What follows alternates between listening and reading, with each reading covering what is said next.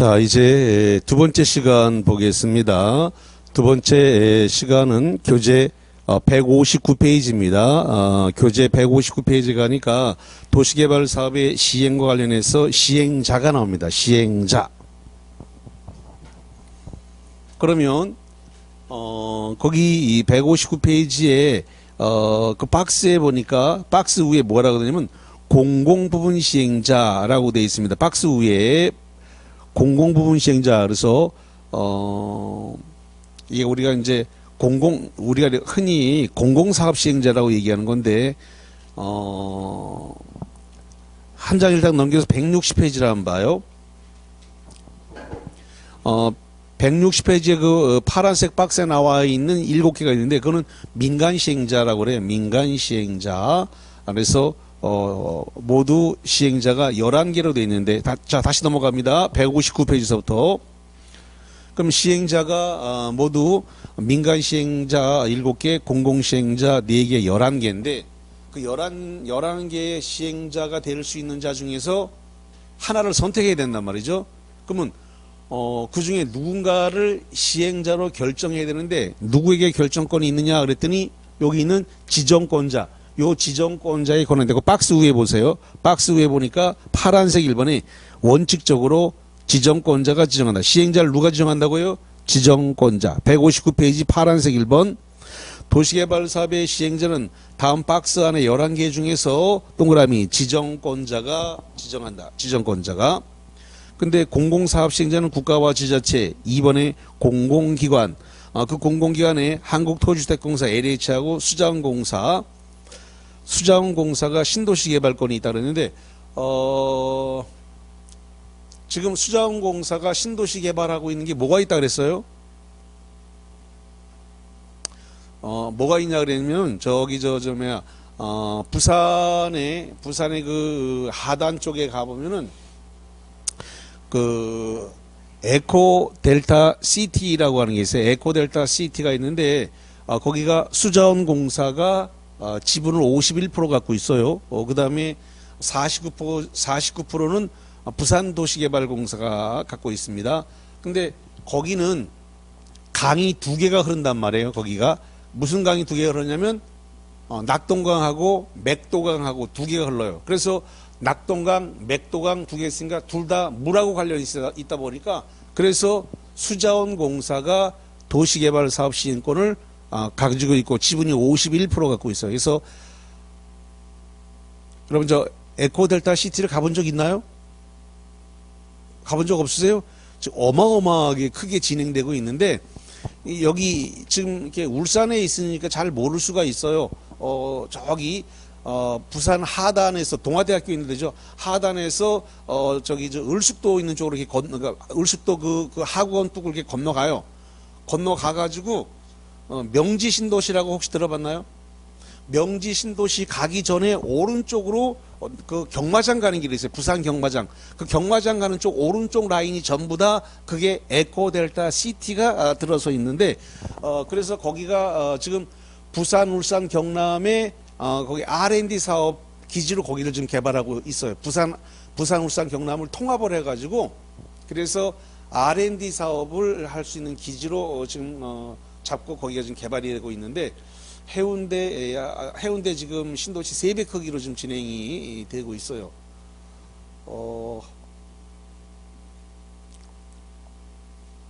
부산, 울산, 경남을 합하면은 인구가 1000만이 되거든요. 인구 1000만.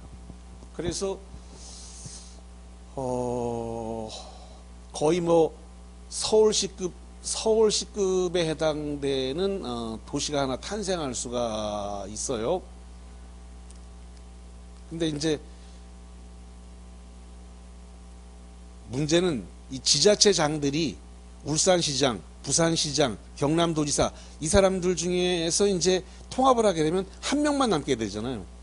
이게 문제인 거지. 그러니까 통합을 해야 되는데 이게 이 사람들이 자기 자리가 걸려 있으니까 안 하려고 한단 말이죠. 자리가 걸려 있어서. 지금 그래서 빨리 될 게 대구 경북 통합하고 그 다음에 대전 충남 통합하고 그 다음에 광주 전남 통합이 먼저 이루어질 것 같아요. 부산 울산 통합은 제가 보기에는 좀 힘들어 보여요. 지자체장 자리가 3개가 걸려 있다 보니까. 근데 의외로 대구 경북이 좀 빨리 진행되는 것 같고, 통합을 해가지고 이번 선거 때 아예 통합 자체장이 나오는 게, 통합하면 특별시 지위를 준다 그랬어요. 그러니까 대구 경북 특별시, 그다음에 대전 충남 특별시 이렇게 되는 거죠. 그다음에 광주 전남 특별시가 되는데, 근데 과연 선거 전에 저 사람들이 통합이 가능할까? 지금 대구 경북은 속도를 내는 걸 봐가지고 될 것 같기도 해. 딱 보니까 속도가 나야 되는데, 제가 보니까 부울경은 물 건너갔고, 지금 이 상태에서는, 왜냐면 지금 김두현 시장이 지금 반대 의사 표명했기 때문에 물 건너갔어요. 지금 합의를 하고도 진행하려면 속도가 급한데 반대해버렸기 때문에 이번에는 통합 못해요. 그러면 이게 특별시가 되면 재원이 어마어마한 재원이 지금 부여가 될 건데, 자, 뭐 시간이 길어지니까 그 정도만 하겠습니다. 자, 그다음에 3번째 거기 농어촌공사, 그다음에 한국관광공사. 이거 말이죠. 한국관광공사가 신도시를 개발한 적이 있습니다. 어디를 신도시 개발한 전력이 있을까요?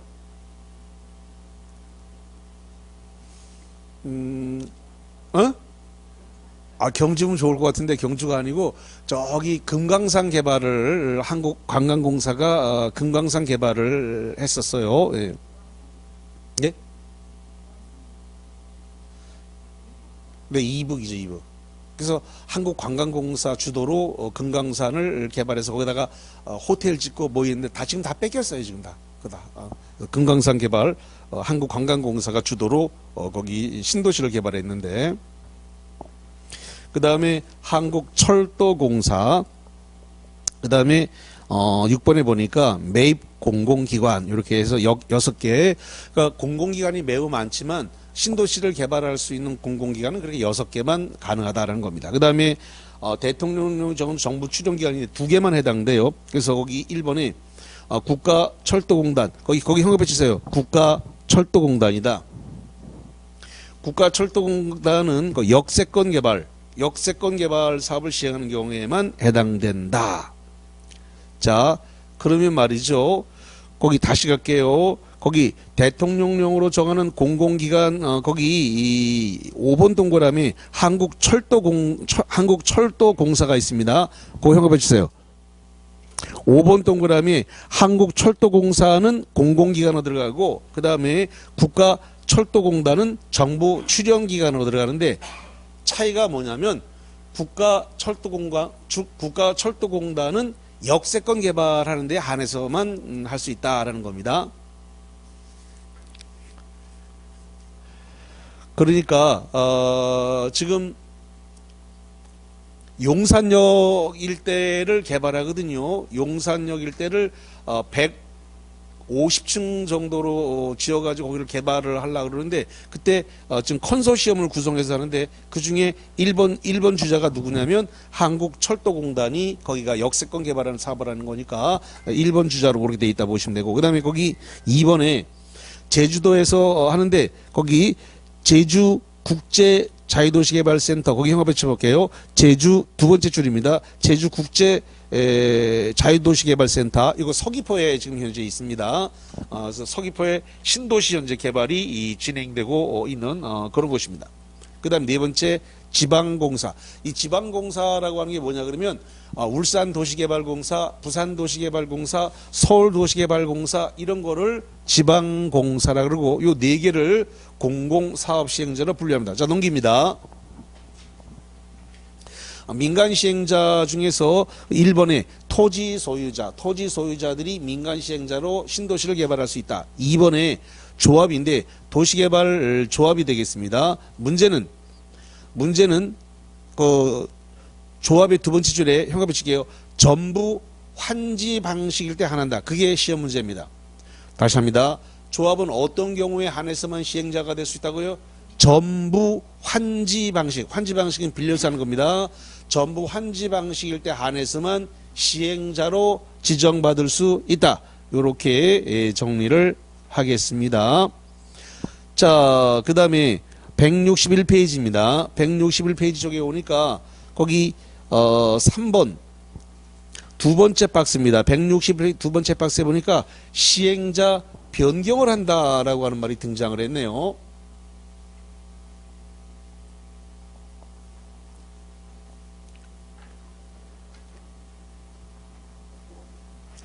지금 시행자가 11개 중에서 하나를 지금 시행자로 지정해야 되는데 이 시행자를 정할 수 있는 권한은 누구한테 있다 그랬어요? 지정권자에게 있다 그랬어요. 그래서 시행자는 지정권자가 지정을 합니다. 근데 이 지정을 해놓은 이 시행자가 문제가 생기게 되면 이 시행자를 변경할 수 있어요. 변경할 수 있는 권한도 요 지정권자 권한입니다. 변경 권한도 지정권자에게 있어요. 근데 시행자 변경을 지정권자가 마음대로 할 수는 없기 때문에 그래서 이거를 규정을 이렇게 두고 있어요. 변경 사유를 이렇게 암기할 겁니다. 1, 2, 부치 이렇게 암기를 할 겁니다. 자, 그 박스 위에다가 1, 2, 부치 이렇게 써놓으세요. 시행자 변경 사유 1, 2, 부치 이게 4개다 보니까 하나만 넣게 되면 시험 문제가 완성되거든요. 그래서 여러 번 출제가 되어졌어요. 이것도. 자, 그럼 봅니다. 거기 박스 1번 도시개발구역 전부를 환지 방식으로 시행하는 경우에 시행자로 지정된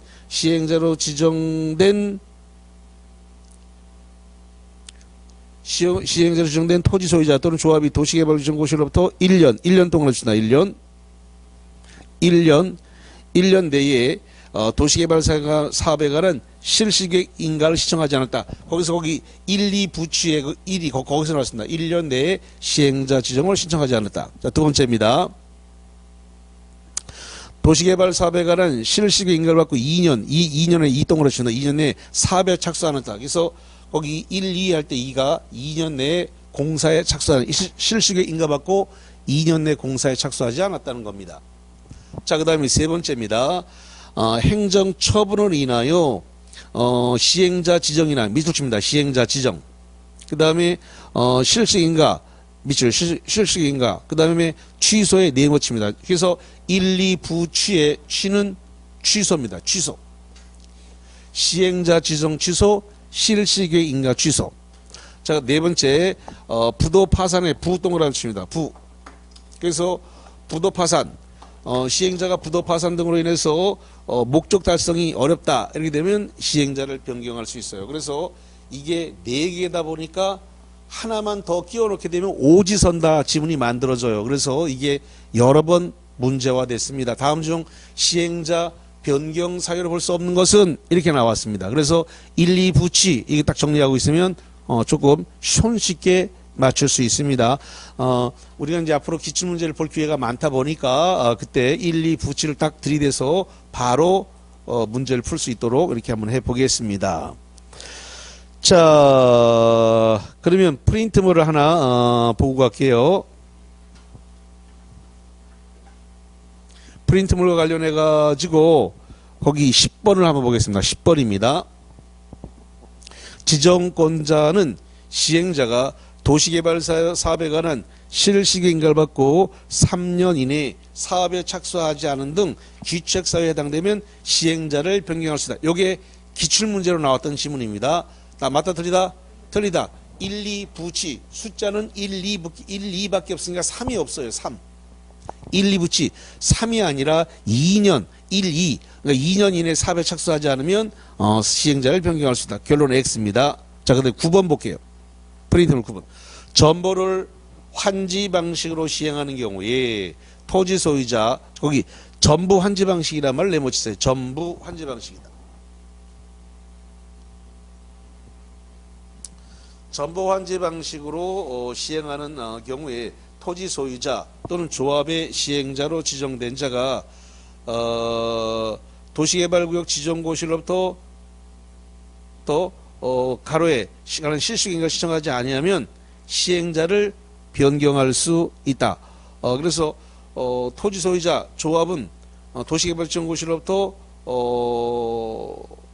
실시계획 인가를 신청하지 않았다. 언제까지 실시계획 인가 신청하지 않았을까요? 1년이죠. 1년 내에 실시계획 인가 신청하지 않으면 누가 시행자를 변경할 수 있죠? 지정권자가 1년 이내에 실시계획 인가 신청하지 않으면 지정권자가 시행자를 변경할 수 있다. 이렇게 하면 되겠습니다. 자, 그래서 거기까지 봤고요. 그 다음에 166페이지로 갑니다.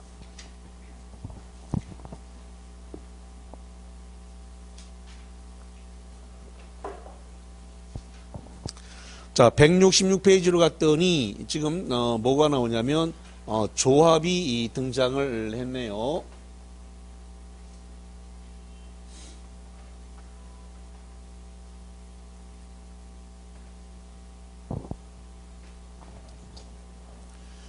자, 여기가 지금 도시개발구역이라고 한번 해보죠. 도시개발구역이다.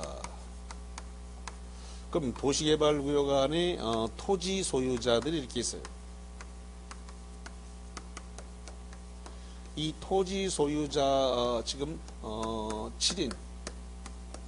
7인이니까 이걸 7명이라고 해도 똑같아요. 7인, 7명 이상으로 이 조합을 구성할 수 있어요. 그런데 조합을 구성을 하려고 하니까 그러면 조합을 갖다가 조합의 명칭은 뭘로 하고 사무소는 어디다 두고 뭐 이런 것들을 다 정해야 되는데 그거를 정관이라 그래요. 정관을 작성을 해가지고 그래서 이걸 인가를 받아야 됩니다. 그러면 조합 설립 인가가 되겠죠.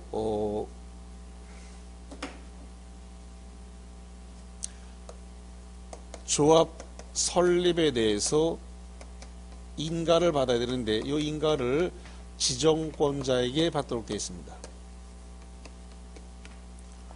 그러면 지금 인가 받음으로써 조합은 지정권자 인가 받음으로 조합은 설립이 됩니다. 그런데 인가 신청을 할 때 동의서를 제출해야 돼요. 동의서를 제출해야 되는데 이 동의서가 면적의 3분의 2 이상의 토지 소유자의 동의와 그랬으니까 조심하셔야 돼요. and가 되는 겁니다. 그 다음에 토지 소유자 총수의 2분의 1 이상의 동의를 받도록 이렇게 하고 있습니다. 자, 그 다음에 인가를 받고 나면 인가를 갖다가 받은 날로부터 30일 내에 주된 사무소 소재지에다가 등기를 합니다. 등기하면 조합은 어떻게 되냐면 성립이 됩니다.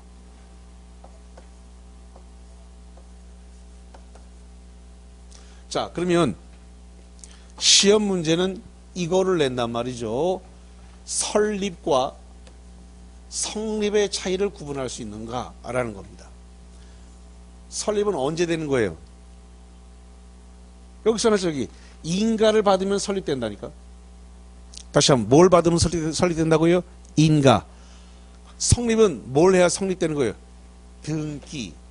등기를 맞춰야 성립을 하는 거고, 인가 받으면 뭐라고요? 인가를 받으면 뭐 한다고요? 설립. 그럼 요거 설립과 성립의 차이를 구분할 줄 아는가? 이게 시험 문제가 나오는데, 그러면 이렇게 낸단 말이죠. 조합은 등기함으로써 설립된다 이렇게 낸단 말이에요. 등기 받으면 설립이 아니라 뭐예요? 성립이지. 그러니까 이게 구분이 안 되면 혼란스러워 버려요. 등기함으로써 설립된다. 설립이 아니라 뭐예요? 성립. 설립은 어떻게 해야 설립된다고요? 인가. 인가 받으면 설립되는 거고 등기하여 성립이 된다라는 겁니다. 그래서 이러한 미세한 차이에 대해서 구분을 할 줄 아는가, 이게 자꾸 시험 문제와 된다는 거예요. 자, 그러면 거기 이 166페이지에 거기 이 첫 번째 박스 위에 보니까 이번에 변경인가를 받으라고 하는 말이 등장을 했는데요. 조합이 인가를 받은 사항을 변경하려면 지정권자로부터 변경인가를 받아야 한다. 다만 그 박스에 해당되는 경미한 사항일 때는 동그라미 신고해야 된다. 그럼 그 박스는 신고 사항이 돼요. 인가 받지 않고 신고하고 변경할 수 있는데, 첫 번째, 주된 사무소 소재지를 변경하려고 한다. 주된 사무소 소재지를 변경하는 것은 인가사항이 아니라 뭐라고요? 신고사항입니다. 박스 위에 신고 있죠. 두 번째, 공고 방법을 변경한다. 공고 방법을 변경하는 것도 인가사항이 아니라 신고사항이 되겠습니다. 자, 그 다음에 오른쪽으로 가서 가운데 첫 번째 박스 밑에 등기, 법성격, 조합은 법인으로 하고 공법상 비영리 사단법인이다. 밑줄 치세요. 비영리 사단법인이다.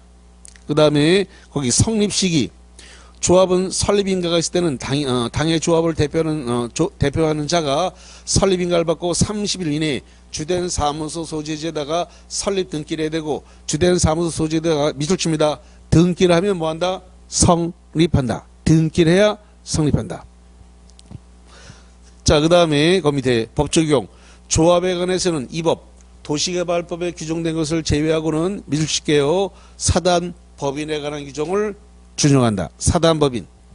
이걸 시험 문제다가 이렇게 냈는데, 이 법 조합에 관해서는 도시개발법에 규정된 것 외에는 민법 중 조합에 관한 규정을 준용한다. 이렇게 냈는데 무지하게 많이 들었습니다. 도시개발 조합에 관하여 도시개발법으로 규정된 것 외에는 민법 중 조합에 관한 규정을 준용한다. 조합이 아니라 뭐라고요? 사단법인. 조합에 관한 규정을 준용하는 게 아니라 사단법인에 관한 규정을 준용한다는 거예요. 그래서 상당히 주의를 해 주셔야 되겠다라고 하는 거 봐주시고, 자, 그 다음에 168페이지로 가서 중간에 5번 내용입니다. 5번에 1번에 조합은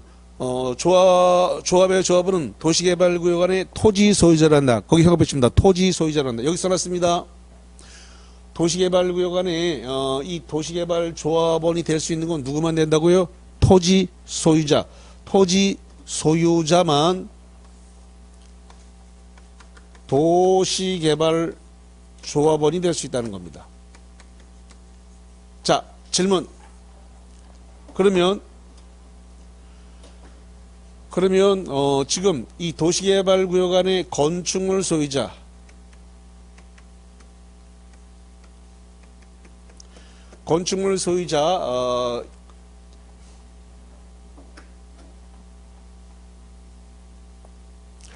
건축물만 소유한 자,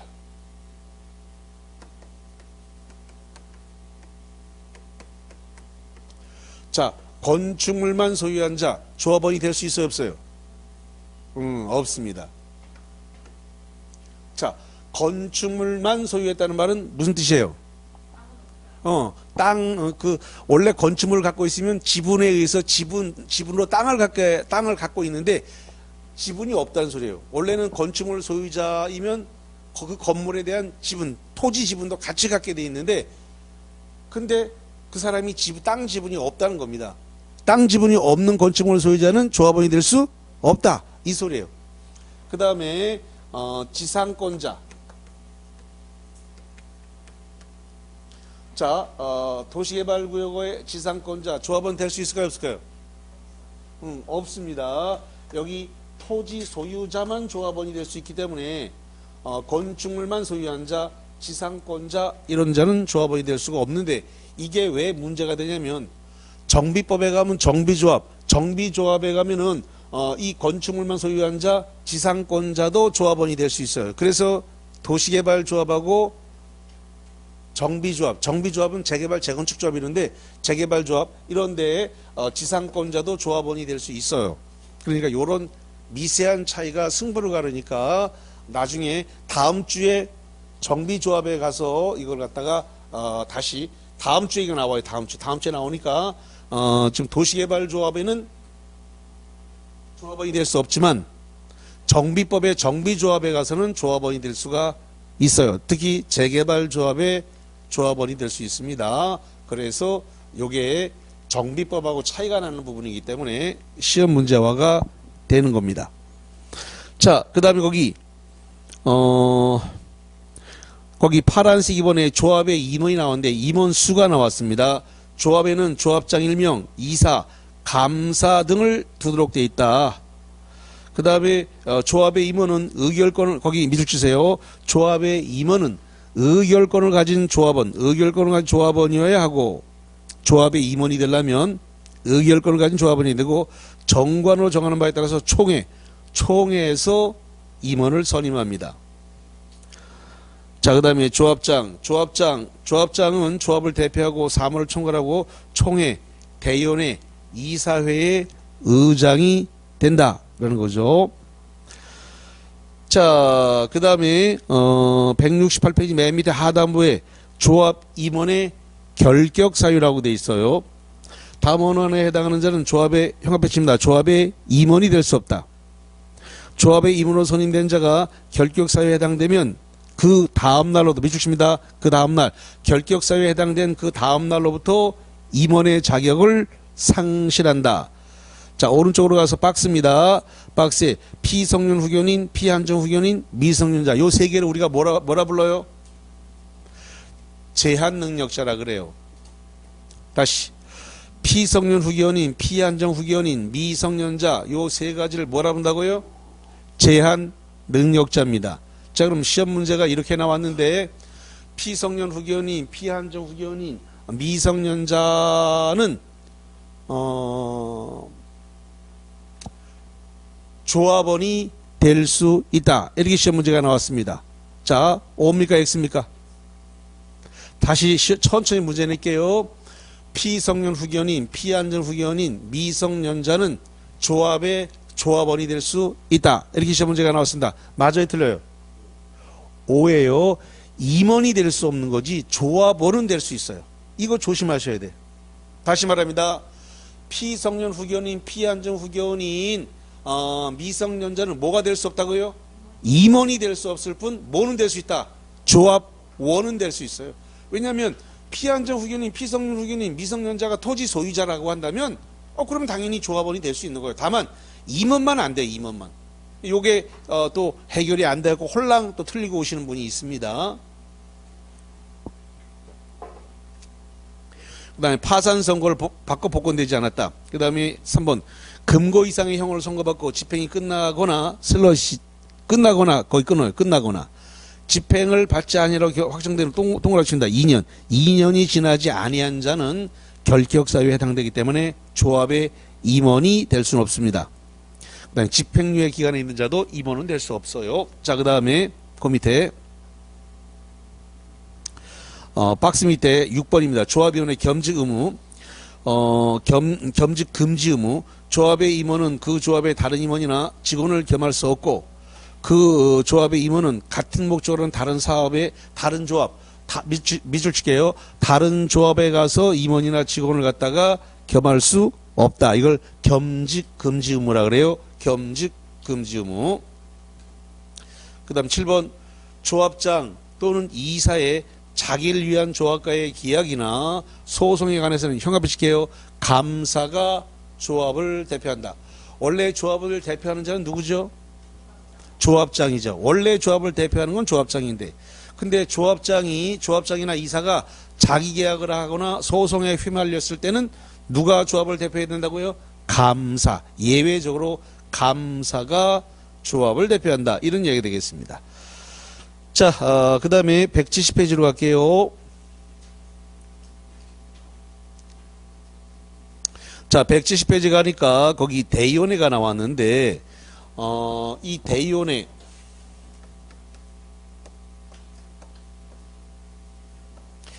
대의원회는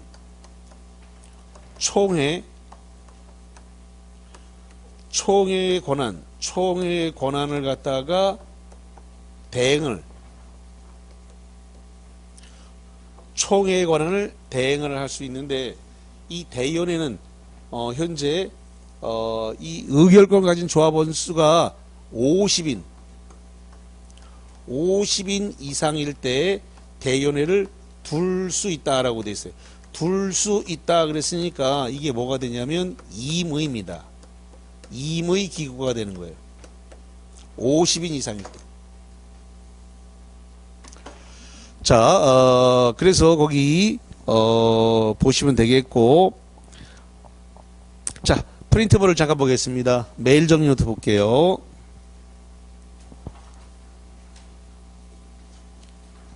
11번이 되겠습니다. 11번. 도시개발의 조합은 법인으로 하며 슬러시 끊고요. 자, 일단 도시개발 조합은 법인으로 한다는 말 맞아요, 틀려요?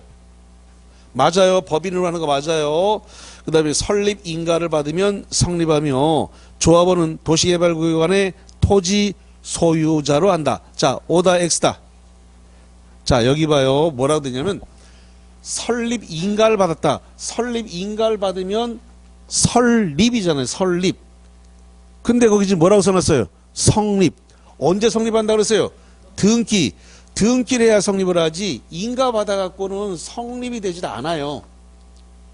인가를 받아서는 설립이지 성립이 안 해요. 그래서 그게 설립인지 성립인지를 구분하는 문제가 자꾸 나오는데 정확하게 개념 정리가 안 돼 있으면은 자꾸 속습니다. 인가 받으면 설립, 등기하면 성립. 자, 그래서 거기와 관련해서 그래서 거기 설립 인가를 받으면은 성립한다가 아니라 설립한다예요. 설립한다. 자, 그다음에 이제 어디를 보시자면 171페이지 쪽으로 가봅니다. 171페이지에 뭐가 있냐 그러면 거기 실시 계획이라고 하는 게 있네요.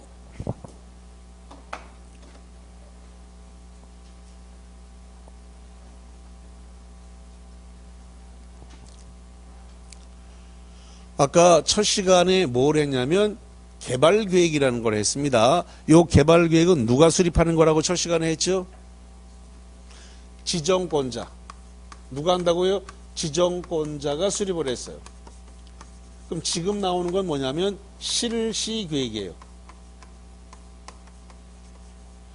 요 실시계획에 대한 작성은 시행자가 작성합니다. 그런데 시행자가 자기 마음대로 실시계획을 작성하면 안 되니까 요 실시계획은 여기 요 개발계획의 부합, 다른 말로 해서 적합, 들어맞도록 해야 된다.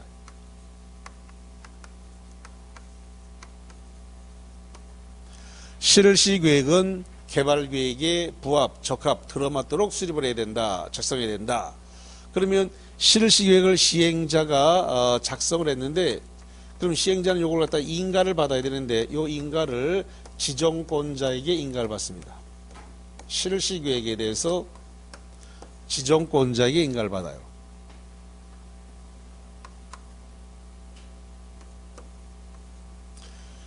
요 실시계획 안에는 지구단위 계획을 포함합니다.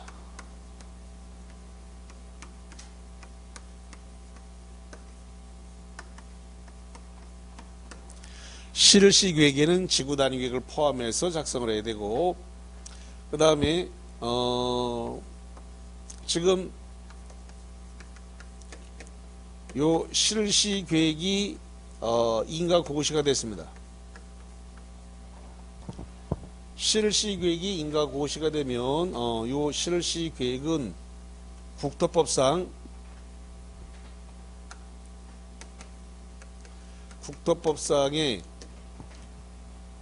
도시군 관리계획이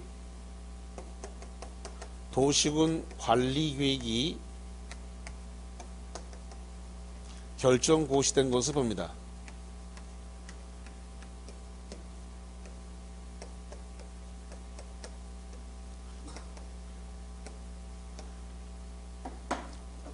실시계획에 대한 고시는 국토법상 도시군 관리계획 결정 고시에 보는데 이때 이 도시군 관리 계획에는 요거 지구 단위 계획이 포함돼서 함께 고시된 것을 본다. 이렇게 되어 있어요. 자, 그러면 거기 171페이지 가운데입니다. 171페이지 가운데에 시행자가 작성한다. 시행자는 동그라미 치고 개발계획에 맞게 부합하게 도시개발 사업에 관한 실시 계획을 작성하는데 이 경우에 밑줄 칠까요? 실시 계획은 지구 단위 계획이 포함해야 된다 라고 하는 거. 그 다음에 거기 파란색 2번 실시 계획에는 사업 시행에 필요한 현관편에 쳐볼게요. 설계도서, 자금계획, 시행기간 요걸 명시하거나 서류를 명시하거나 첨부해야 됩니다. 그래서 설계도서, 자금계획, 시행기간 요걸 명시하거나 첨부하라. 자, 그 다음에 172페이지 거기 맨 꼭대기입니다. 170페이지 맨 꼭대기에 시행자는 작성된 실시 계획에 관해서 형합에 칩니다. 지정권자에게 인가를 받아야 된다. 자, 그 다음에 파란색 2번 그 파란색 2번에 보니까 그런 말이 등장을 했네요. 만약에 국토장이 실시 계획을 작성하거나 인가를 하려고 한다. 이럴 때는 시도지사라든가 대도시시장에게 의견을 들어라 라고 되어 있습니다. 시도지사, 대도시시장의 의견 청취. 그 다음에 만약에 시도지사가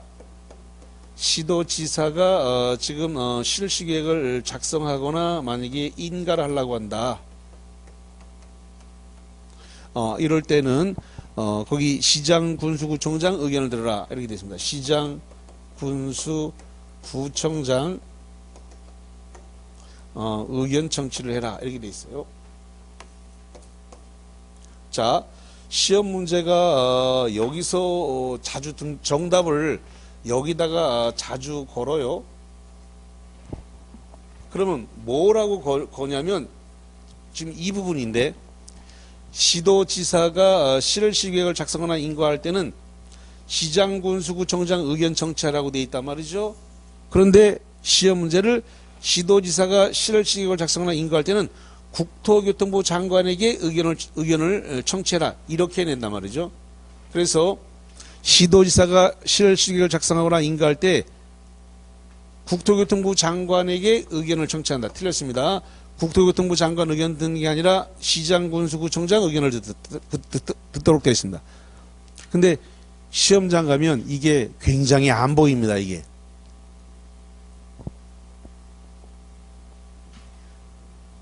혹시 그런 생각할지 모르겠네. 저런 걸 왜 틀려고 그러는데 이게 국토교통부 장관에게 의견을 듣는다라고 하면 꼭 맞는 것처럼 시도지사니까 상급기관에게 의견 들었겠지 이렇게 생각을 하기 때문에 정말로 잘 틀려요.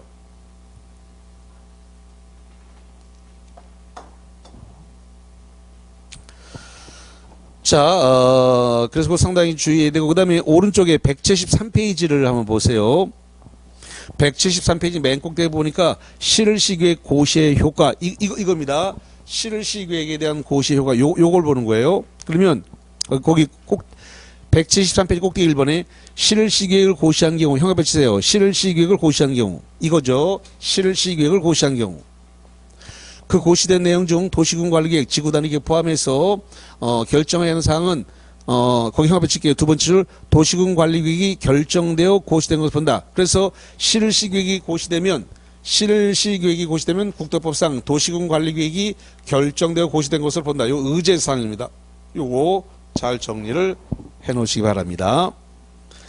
자, 그럼 프린트물과 관련해 가지고 12번 문제 풀어볼게요. 프린트물 12번입니다.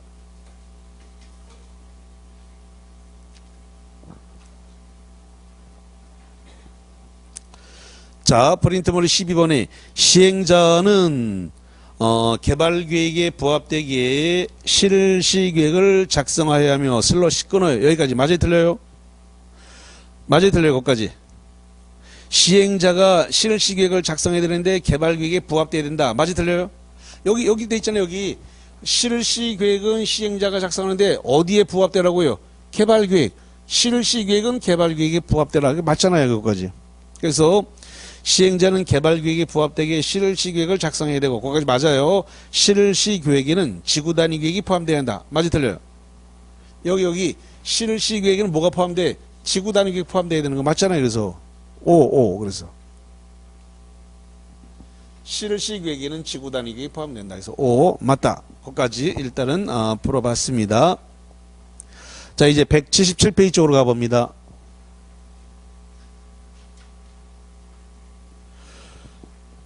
177페이지 쪽으로 가니까 수용 또는 사용 방식에 관한 이야기가 올라왔네요.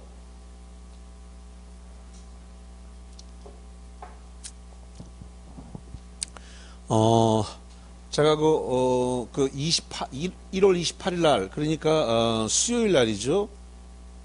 그 부천에 가가지고 경매를 하나 받았어요.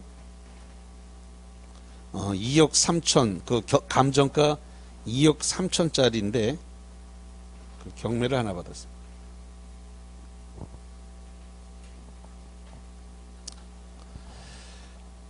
여덟 명이 그 물건에 8명이 입찰을 해가지고 제가 그 낙찰을 최고가 매수인으로 낙찰을 받았습니다. 근데 그게 얼마 2억 3천짜리가 얼마로 떨어지냐면 8,900으로 떨어져요. 8,900. 그러면 제가 얼마를 써갖고 낙찰 받았을 것 같아요? 다세대입니다.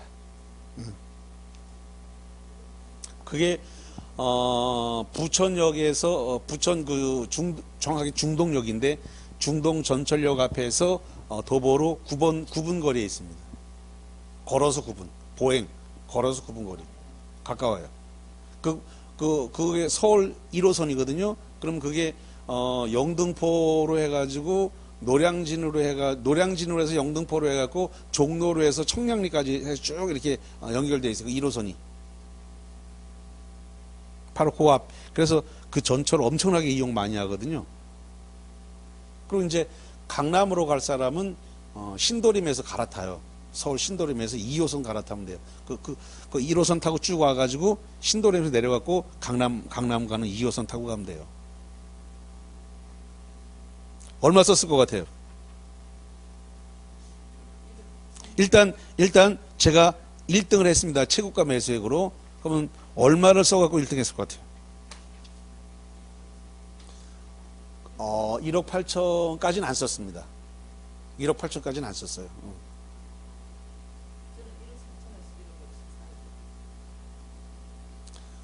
정확하게는 1억 5천 100을 썼습니다. 1억 5천 100. 그 다음에 차순위가 1억 4천 8백 썼습니다. 네, 300만 원짜리. 그리고 간 김에 거기 법원 구내식당에 가서 구내식당 밥도 먹고 왔습니다. 아이고. 그래서 이번 한 주는 정신없이 바빴던 한 주가 됐네요.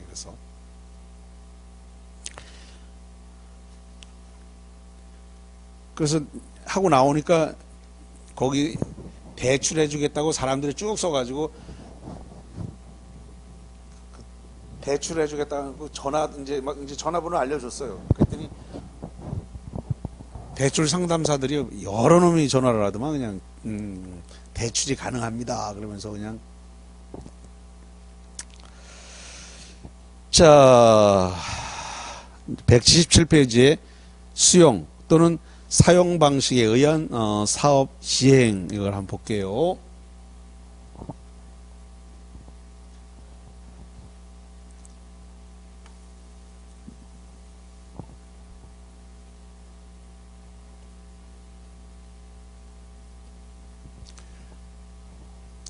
지금 여기가 이제 도시개발구역이고 이 도시개발구역에서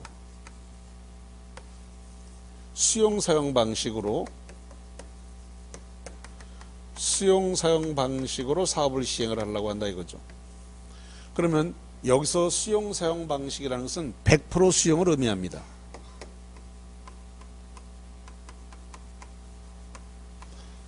만약에 1%라도 환지 방식, 빌리는 게 빌려서 하는 방식이 들어오게 되면 혼용 방식으로 가기 때문에 우리가 그래서 환지 방식 그럼 100%다 빌리는 거고 수용 방식 그럼 100%다 수용하는 겁니다.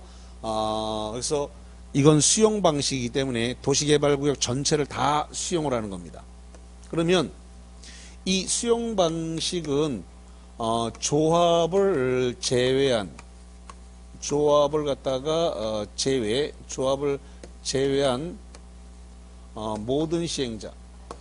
모든 시행자가 채택을 할 수가 있다라는 겁니다. 자, 질문. 왜 시행자가 11개가 있는데 11개 시행자 중에서 도시개발 조합을 제외한다 그랬을까요? 뭐라고요? 아닙니다. 오케이. 조합은 전부 환지 방식에 한해서만 시행자가 될 수 있기 때문에 수용 방식은 어떠한 경우에도 시행자가 될 수 없습니다. 조합은 어떤 경우만 시행자가 된다고요? 전부 환지 방식. 아까 형광펜 했거든요. 조합, 아까 시행자 11개 할 때 민간 시행자 두 번째 조합의 두 번째 줄에 전부 환지 방식에 한한다. 거기만 콱 찍어서 형광펜하고 왔습니다. 그래서 조합은 전부 환지 방식일 때만 시행자 지정을 받을 수 있으니까 여기는 수용 사용 방식이므로 조합은 어떠한 경우에도 시행자가 될 수 없어요. 요거 상당히 주의해야 됩니다. 자, 그 다음에 조합을 제외한 민간 시행자. 조합을 제외한 민간 시행자가 수용 사용 방식을 채택할 수가 있는데 단 채택을 할 때 조건이 있어요. 민간 시행자는 조합을 제외한 민간 시행자는 면적의 3분의 2 이상, 토지 면적의 3분의 2 이상을 갖다가 소유하고 토지 총수의 2분의 1 이상의 동의를 받은 자라야 민간 시행자로 지정을 받을 수 있습니다. 그러니까 여기 중요한 것은 면적의 3분의 2는 소유하고예요. 근데 시험 문제가 내면 여기 갖다가 면적의 3분의 2 이상의 동의와 이렇게 내니까 조심하세요. 동의가 아니고 소유라고 되어 있습니다. 이거 상당히 주의하셔야 돼요. 자, 그 다음에 수용사용 방식과 관련해 가지고 지금 이 법은 도시개발법이고 이 법을 제외하고는 공치법을 준용합니다.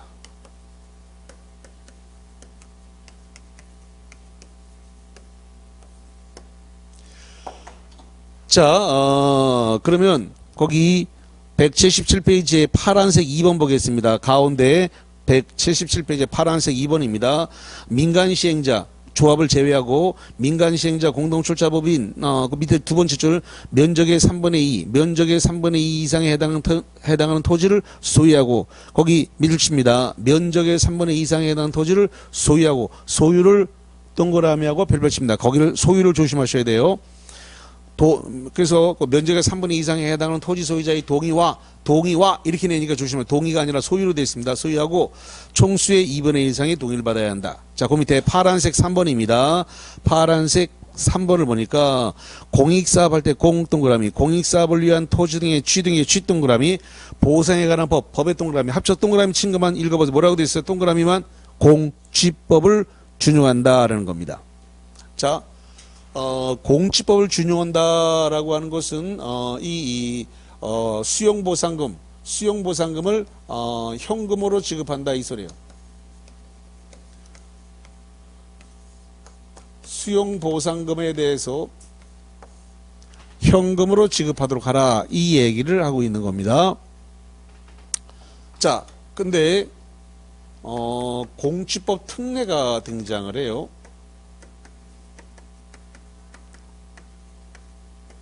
공치법 특례로서 지금 수용 사용할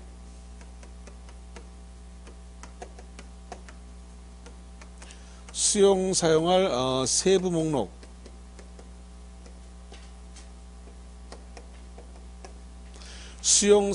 세부 목록을 고시했다. 이 세부 목록을 고시하면 이것을 공치법상의 사업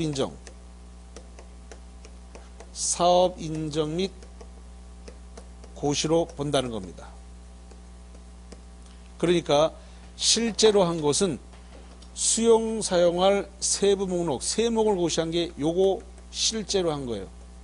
근데 사업 인정 및 고시는 안 받았어요. 안 받았는데 받은 것으로 처리를 해 주겠다는 겁니다. 다시 수용 사용할 세부 목록을 줄여서 세목이라 그래요. 수용 사용할 세부 목록 세목을 고시하게 되면 공치법상 사업 인정 및 고시를 별도로 받아야 되는데 별도로 안 받았는데도 불구하고 받은 것으로 처리를 해주겠다는 겁니다. 그래서 제목이 뭐가 된다? 특례다. 특례. 자, 그 다음에 재결 신청 기간인데 재결 신청 기간에 대한 특례를 두고 있는데 원래 공치법에서는 1년 이내에 재결 신청하라고 되어 있는데 이거를 준용하지 않습니다. 그럼 언제까지 하냐? 사업 시행 종료일까지 재결 신청을 하면 됩니다. 사업 시행 종료일까지.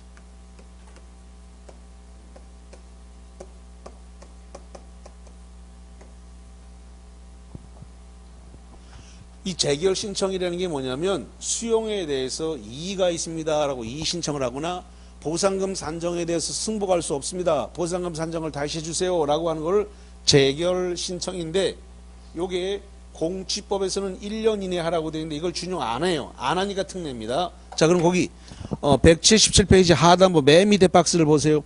재결 신청 기간이라는 파란색 박스가 있는데 재결 신청은 공치법에서 1년 이내라고 되어 있는데 불구하고란 말은 적용 안 한다는 소리예요. 적용 안 한다.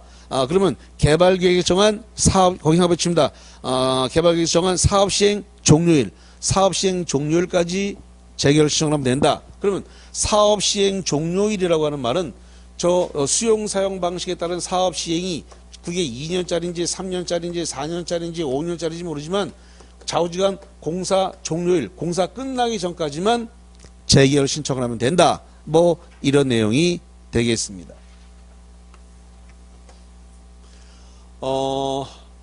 원래 수용 사용 방식에서는 공치법을 준용하니까 수용 보상금을 현금 주라고 되어 있는데 이 현금 주는 것에 대한 예외로서 토지 상환 채권으로 줄 수 있다라고 하는 예외를 두고 있습니다.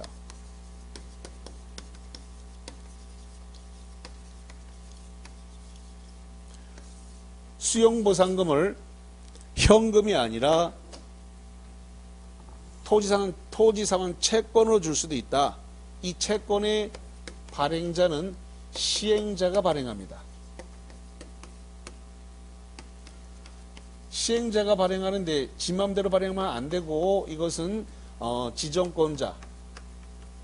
지정권자에게 승인을 받아야 됩니다.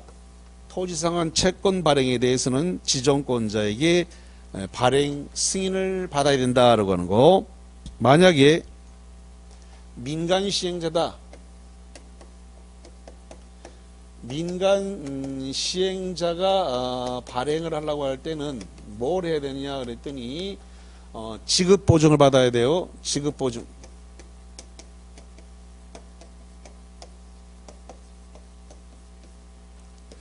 금융기관이라든가 보험회사,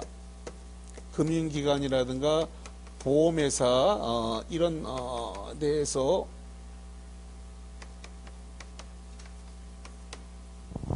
지급 보증을 받는다. 왜 지급 보증을 받았냐면 이 민간 시행자가 부도 파산의 우려가 있기 때문에 지급 보증을 받아야 된다. 자, 그 다음에 발행 제한을 하는데 조성된 토지, 조성된 토지나 건물, 조성된 토지나 건물의 2분의 1을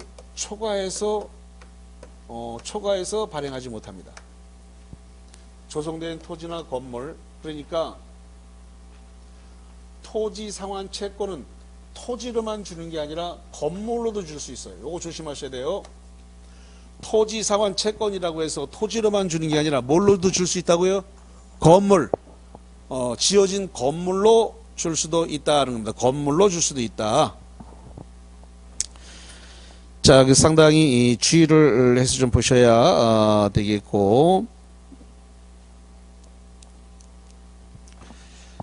자, 프린트볼을 잠깐만 볼게요.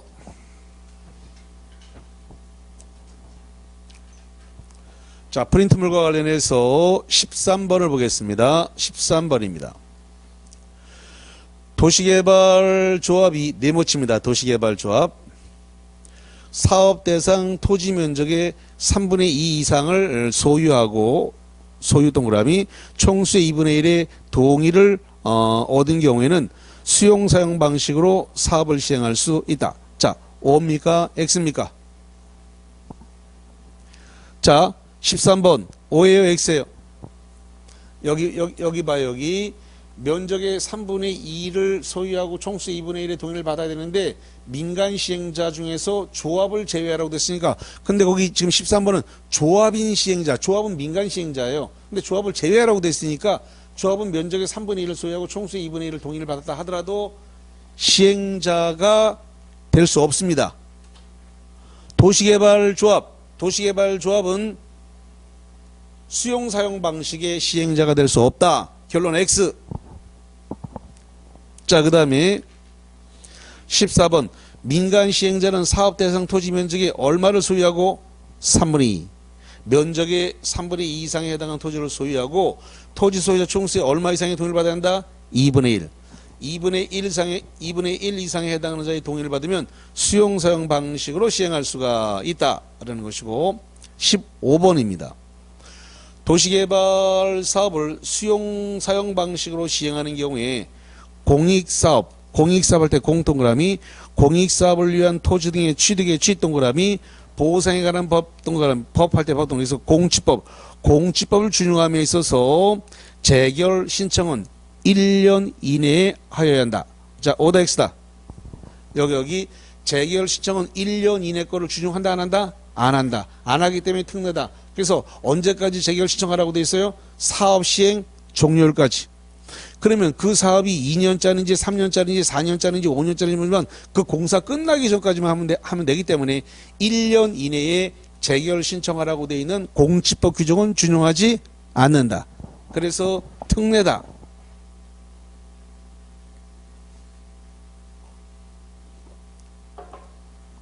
자, 그 다음에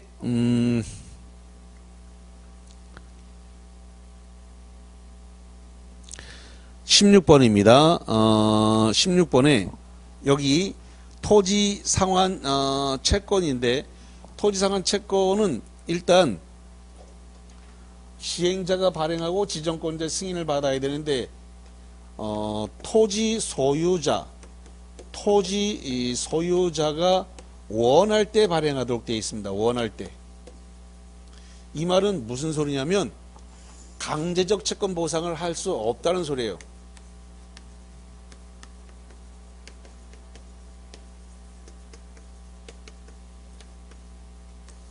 원하지 않는데 강제적으로 채권으로 보상할 수는 없다. 이 소리입니다.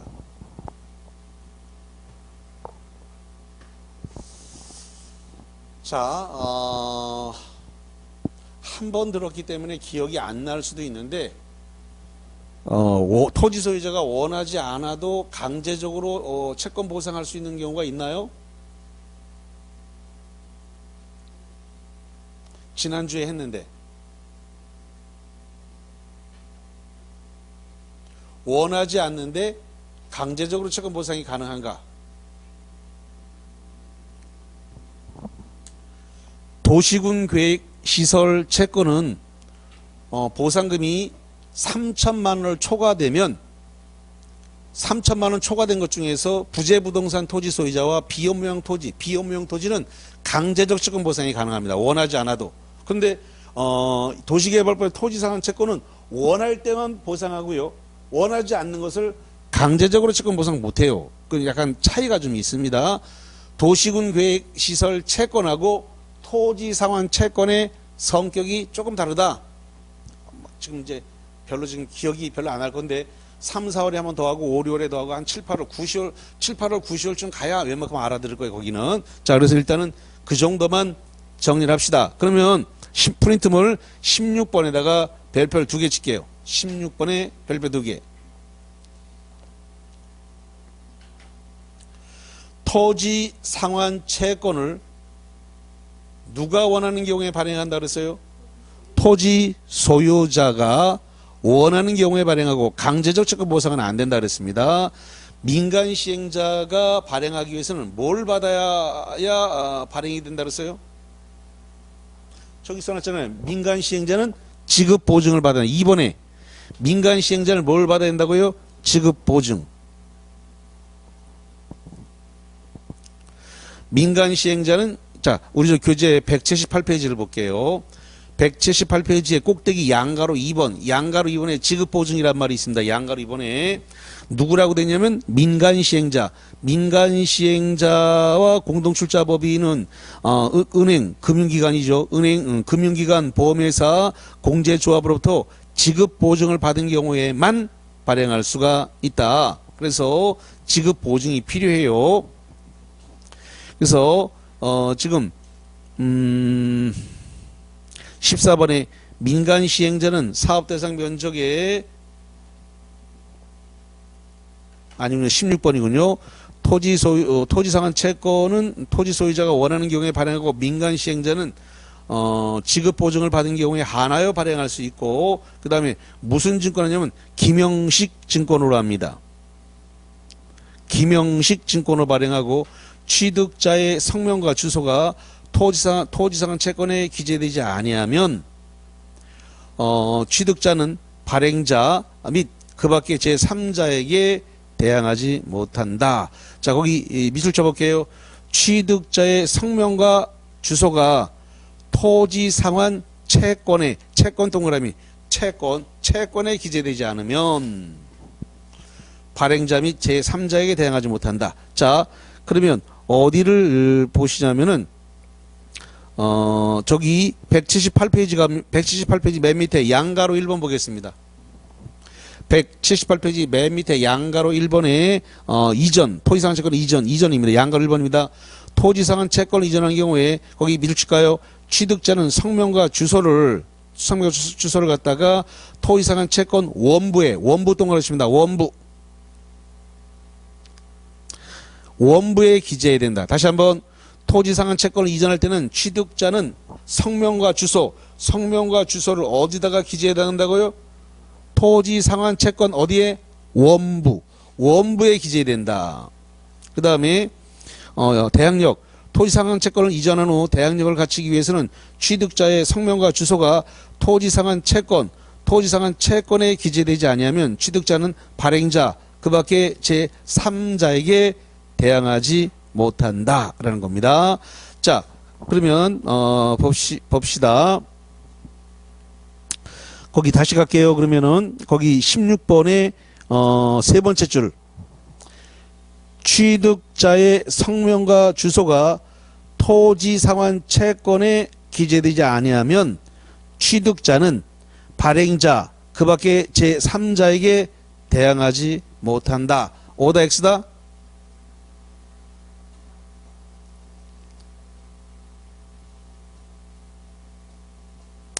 대항력은 말이죠. 대항력은 거기 토지상환 채권에 기재되지 않으면 취득자는 발행자, 그 밖에 제3자에게 대항하지 못한다. 그래서 이건 맞는 겁니다. 그래서 O입니다. O. 이전할 때는, 자, 잠깐만, 토지상환 채권을 이전할 때는 어디다 기재되고, 토지상환 채권 원부에 기재되고, 대항력을 갖추기 위해서는 대항력을 갖추기는 어디에 기재된다고요? 토지상환 채권입니다. 대항력을 갖추려면 채권에 기재를 해야 되고 이전할 때는 이전할 때는 어디다가 기재된다고 채권 원부에 기재해야 되고. 자, 그래서 그까지 관련 내용을 쭉 봤습니다.